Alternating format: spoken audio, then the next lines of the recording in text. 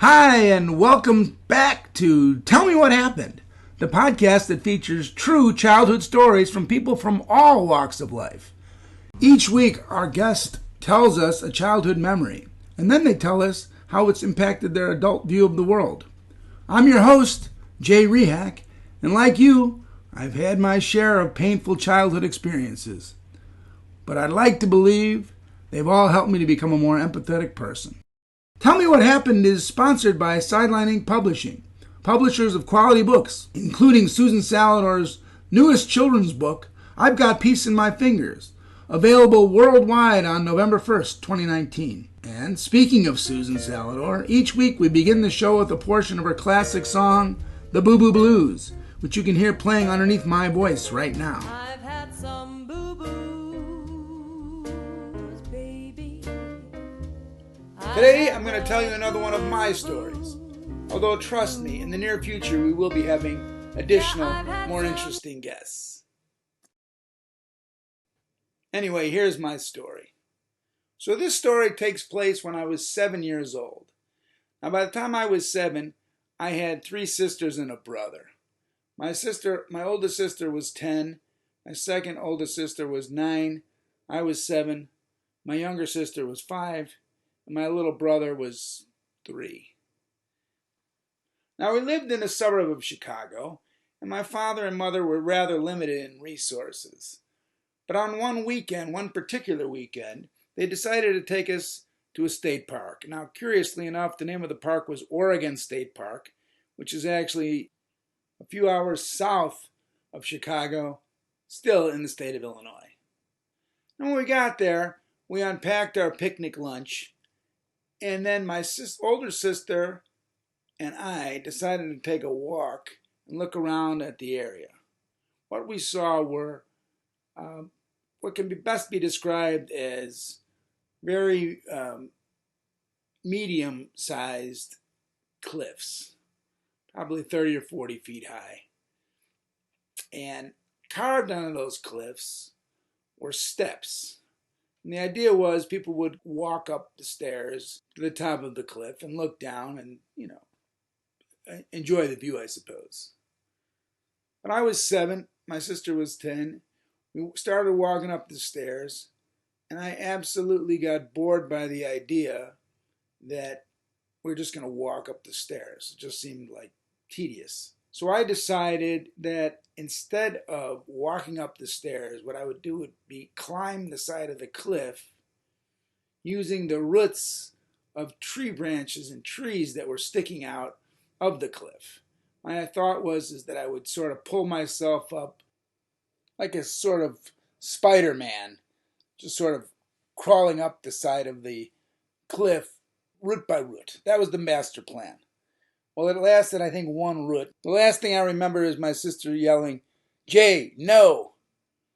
After that, everything went dark. My father measured the distance that I fell many years later and determined it was about 22 feet 6 inches. But anyway, that 22 feet 6 inches was pretty fast. I don't remember any of it. I hit the ground and evidently rolled over and hit a boulder. I didn't quite hit the boulder directly, which probably would have killed me. But instead, I rolled over and hit the boulder. Anyway, my head started bleeding like crazy. My family told me later that they actually saw me fall. I find it hard to believe anybody actually saw it other than my oldest sister who was watching from the side of the cliff there by the steps. But anyway, they say that all I said for the many hours that I was knocked out was, "Eee." Anyway, they all grabbed me, put me into the family station wagon, drove me to a local hospital, more of a clinic actually. And I was knocked out for a number of hours, just kept saying, "Eee." And then my folks and my brothers and sisters were praying for me, for my life, etc. About 4 hours after I'd fallen, I woke up and I told everybody I was hungry. And that was it. I stayed in the hospital for a couple of days. and my head hurt for a while. Turns out that the blood from my head was just basically a cut that I got on the side of my head, my skull, from the boulder. Again, I didn't actually hit the boulder directly. I evidently rolled over and hit it. Anyway, for many years afterwards, my father would always ask me if I was doing okay, and he would sort of touch me on the head and said, "Does that hurt? Does that hurt?" And I'd say, "Yeah, it hurts. Stop touching me on the head." But as I got older, I had this sense of invulnerability. My mother said at the time, and she said it many times afterwards, she said, "You lived for a reason. God saved you for a reason." And I've spent my entire adult life, I'm now 63, so that's 56 years later, asking myself, why did God keep me alive? And I've also had many thoughts of the idea that sort of like an occurrence in Owl Creek Bridge, if you've ever read that story, this feeling that somehow I'm actually still falling and everything I'm saying is part of some massive dream that I'm having on my way down. And as soon as I hit the ground, that'll be the end of my life. So on the one hand, I feel a sense of invulnerability. In another sense, in my adult life, I've had this curious notion of deep purpose, that I've been saved for a reason.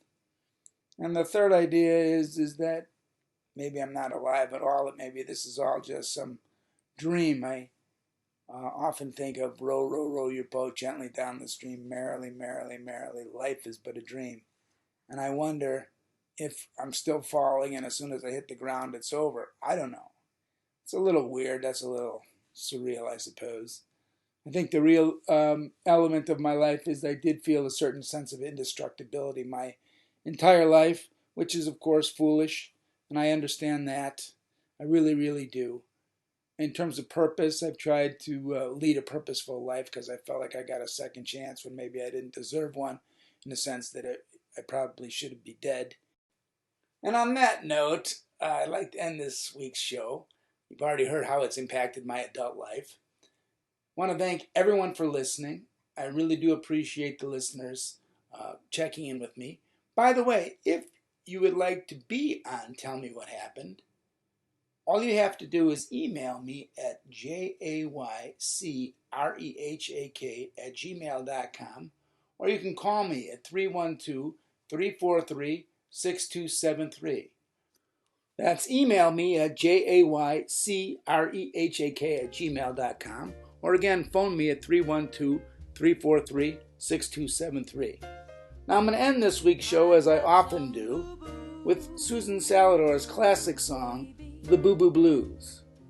This is Jay Rehak, thanking you all again for listening.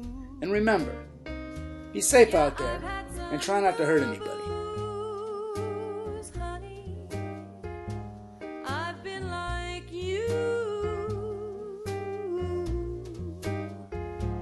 Let me see your boo-boo, sugar. Ooh, that's a mighty bad boo-boo, too. I'm sure that hurts you, honey, and you're crying boo.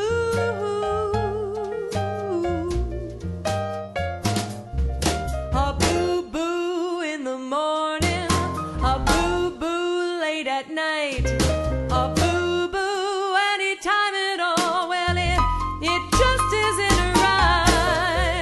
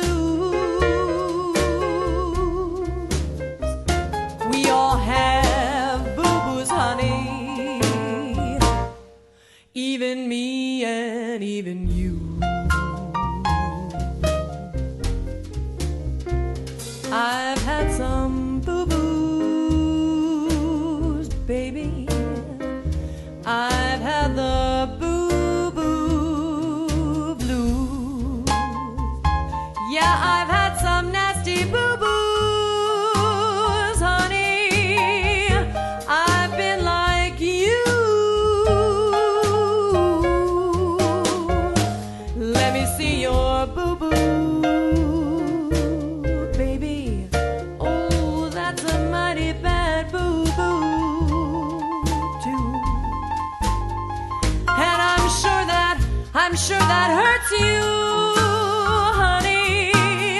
And you're crying, you're crying, you're crying, boo.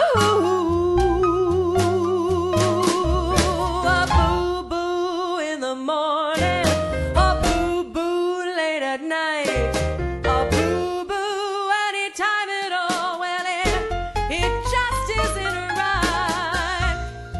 We've got some boo-boos, baby. We've got the boo-boo blues. We all have boo-boos, honey. Let mama fix it for you.